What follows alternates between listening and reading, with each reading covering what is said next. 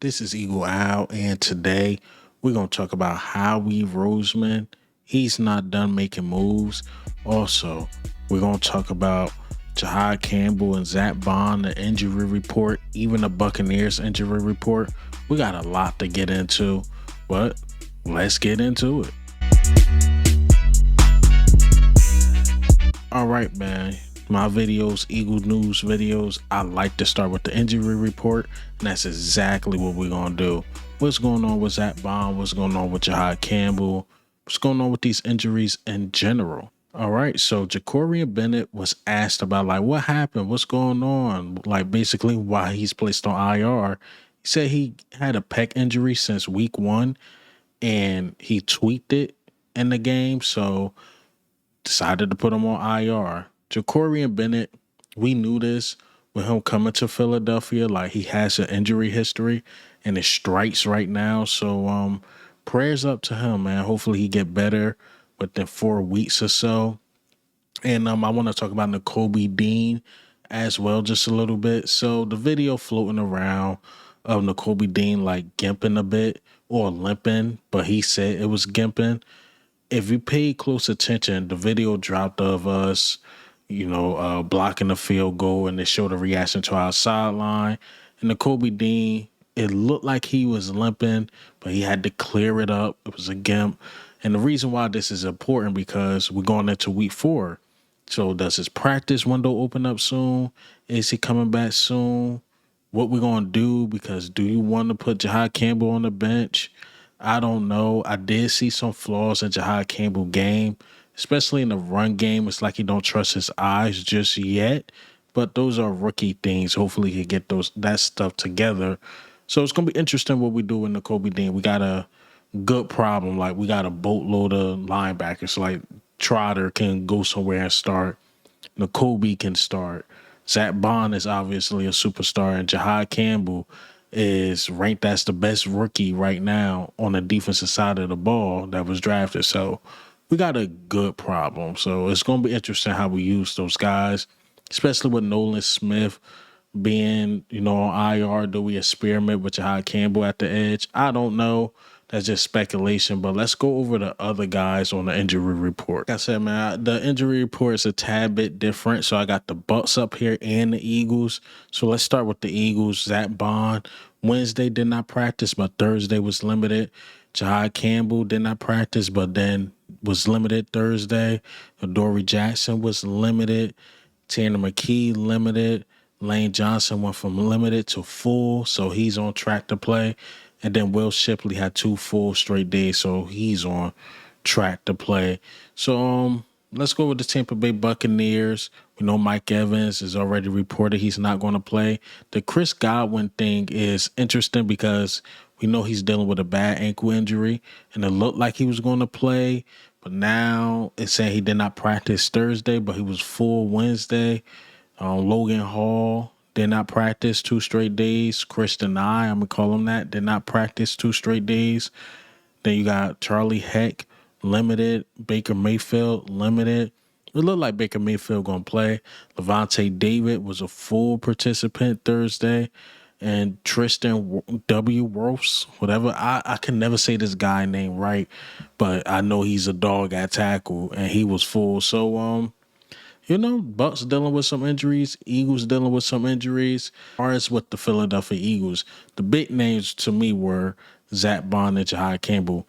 We seen Zack Baun. He had a brace the other day, but today, or yesterday I should say, he had a sleeve, and Jihaad Campbell had a brace on his arm. So hopefully those guys can give it a go. We'll see. We'll definitely keep watching. And if not, we're going to have to next man up it. But speaking of next man up, I don't think Howie Roseman is trying to hear that far as with the cornerback side, because Jeremy Fowler put out there like, Eagles might not be done at corner, which I agree. Adoree Jackson gave me slave vibes. What do you mean by that, Eagle?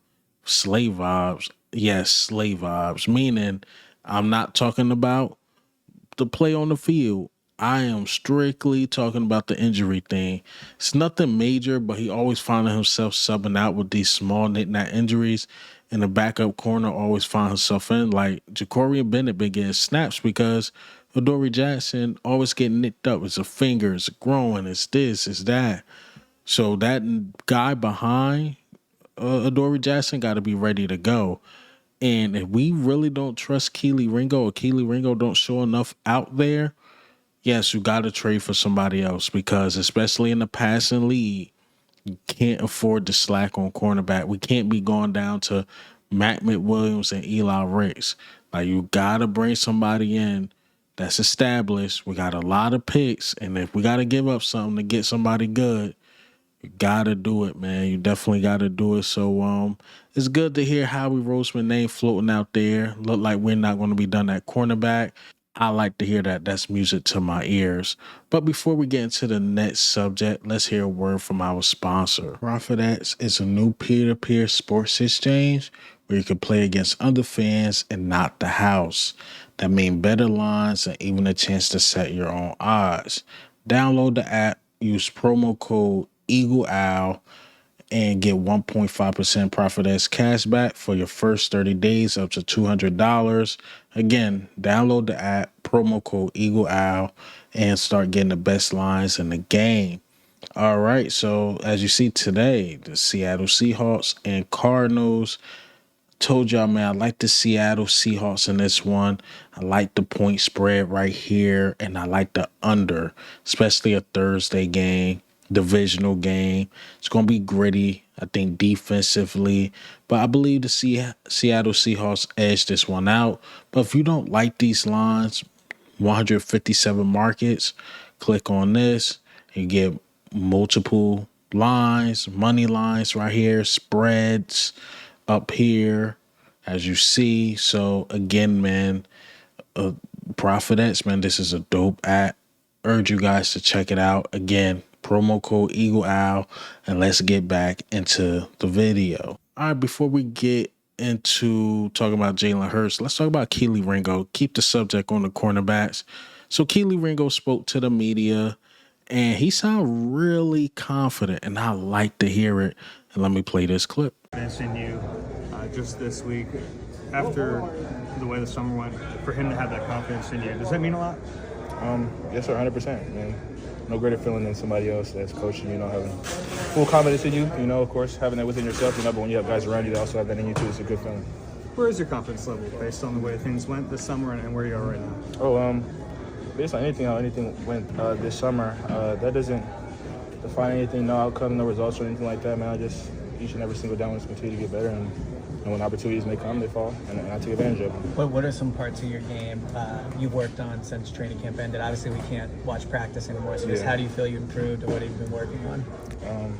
I would say I'd rather show you than tell you, but lateral quickness, man. Just want to be a playmaker out there, I feel like this is a production business, especially at the corner position, man. I have to be able to find a way to get my hand on the ball, to be sticky in coverage. I'm happy to hear he's confident. I didn't really like the comments I was seeing, because he was like, let me just show you. Like, he got a lot better, and he got a chance to show us Sunday. Adoree Jackson was limited. We'll see how that go. But Kelee Ringo, we know he's the one that's healthy. We know he was the one that's supposed to be starting, and he gets a huge opportunity now. And hopefully he show improve. I don't hope for his downfall or anything like that. I hope he proves me wrong. I didn't think Kelee Ringo was ready. I think we prematurely let Slate and Isaiah Rodgers go. I always thought you should have kept one or the other. But we let both of them go for this guy, Kelee Ringo, and he has a huge opportunity. And to me, this is a big game. I know a lot of people or other people look at it as just a week 4 game. I look at this game as probably come down to a first and second seed, because Bucs are a top-tier team, Lions are a top-tier team, Rams, and we beat the Rams already. So if you able to beat that tiebreaker with like the Buccaneers and you get a chance to play Detroit this year, you can lock up the first seed with these tiebreakers or whatever if you handle business. And this is a game I look at it, we can't slack on. I get it, it's going to be 106 degrees, this, that, and the third. Easier said than done to win the Tampa, but it got to get done.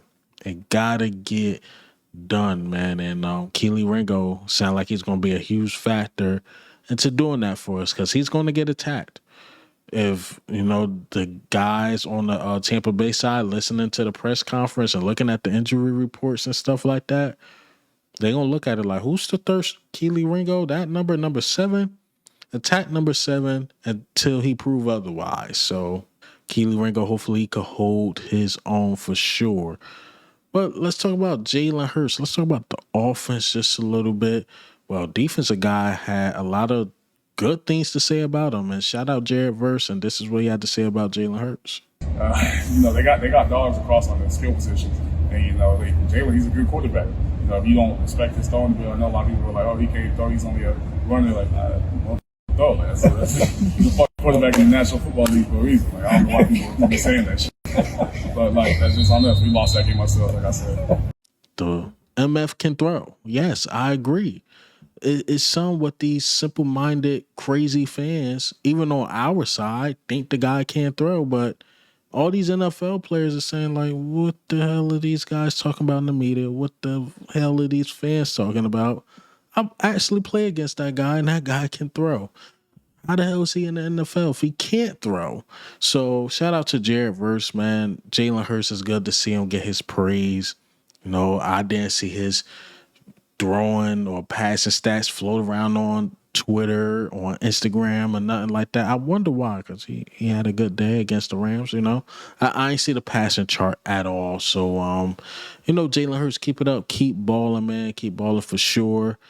Sunday's coming close, man. Today is Friday, or Saturday, then Sunday.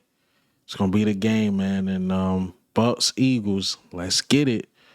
But that's all I got for you guys today. Hey, man, what do you think? How do you feel? Do you think Kelee Ringo's ready? Howie Roseman, not done at cornerback. Nakobe Dean shut down the rumors. But this is EAGLEAL, man. I'm out.